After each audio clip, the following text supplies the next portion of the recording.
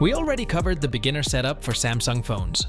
But if you really want to unlock the full power of your Samsung, this is the pro-level setup, including some neat tricks like taking clean screenshots and much more.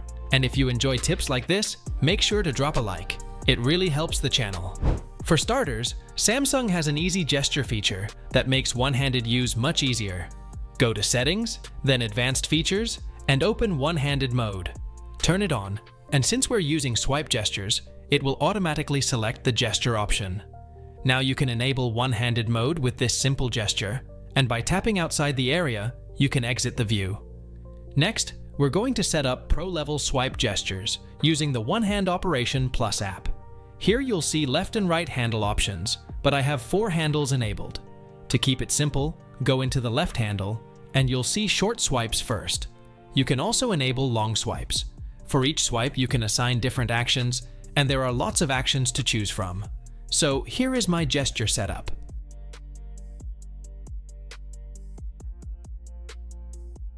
One thing I want to show you is Quick Tools. Select the Quick Tools option, and from here you can customize shortcuts. You can add up to 12 items and reorder them however you like. There are many more options available to tweak in this app, but for basic configurations, this is more than enough.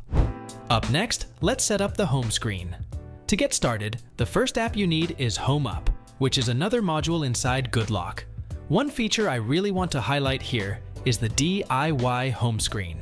Open the Home Up app, go to Home Screen, and enable this option.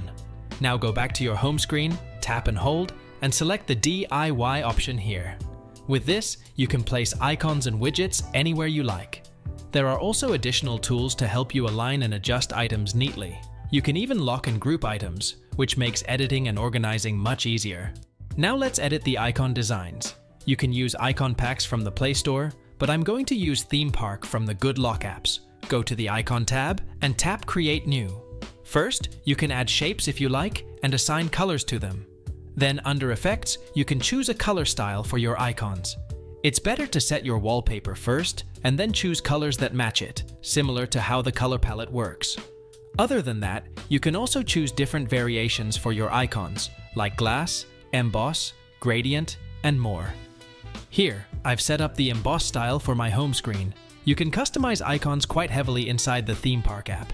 I actually posted a video about this a few weeks ago, so if you want to see more tweaks, you can check that out. Now let's level up your camera. For that, we need the Camera Assistant app from GoodLock. After installing it, you can access it either from the GoodLock app or directly from the camera settings menu. Inside the app, first enable zoom shortcuts. This is really useful when you need to quickly zoom to different levels. Next, turn off auto lens switching to prevent the camera from suddenly changing lenses while you're shooting. Then turn off auto HDR, because sometimes HDR can make photos look a bit unrealistic or overprocessed. Also keep HDR 10+ video turned off, since most of the time it isn't really necessary. Now go to Advanced Resolution Options and enable both settings. As mentioned here, Adaptive Pixel helps reduce noise in low light conditions, and zoom upscaling makes zoom shots look better and clearer. Scroll up a little and enable Quick Tap Shutter, and also turn on Prioritize Focus over Speed. And if you use the timer a lot in the camera, this option will help you capture multiple photos with a single tap. So these are the configurations I recommend to make your photos and videos look better. That's just 4 GoodLock apps we used for pro-level customizations, but there are actually insane levels of customization hidden inside GoodLock. So I'm planning another sequel to this video series next, where I'll show you the most useful GoodLock tricks to take your Samsung to an ultra level. Make sure to subscribe and stay tuned for that. Now let's get out of GoodLock and head into the settings. There are a few things we need to configure under Galaxy AI. First, it's a good idea to turn off some unwanted AI features.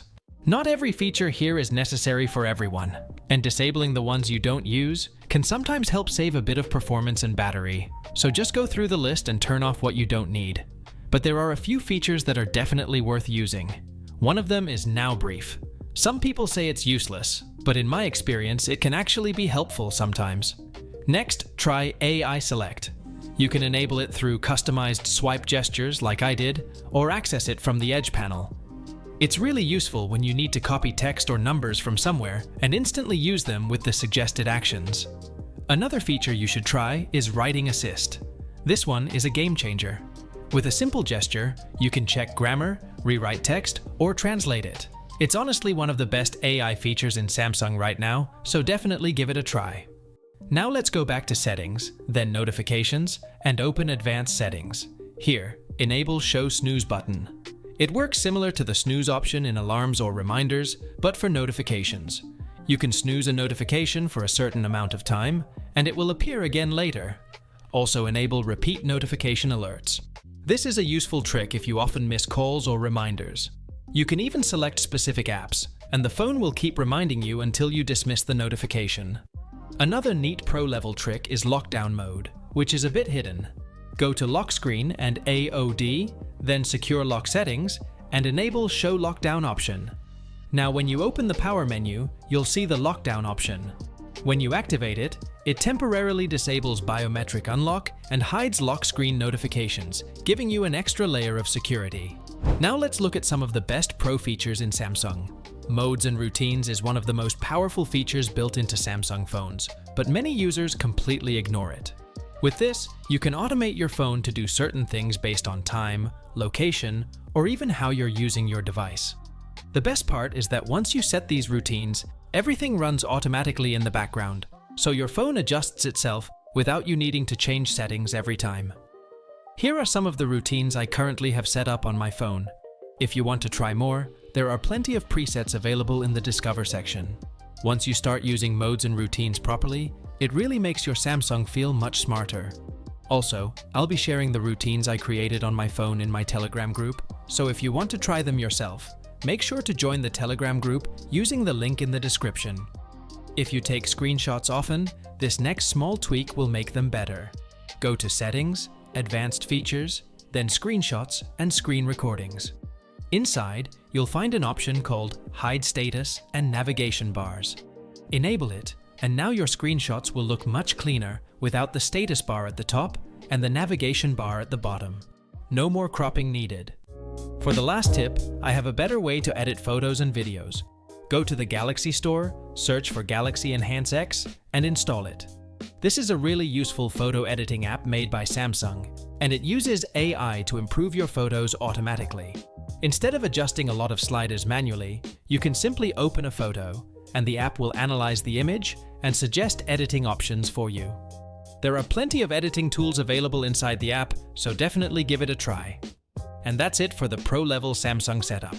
I hope some of these tips helped you get more out of your device.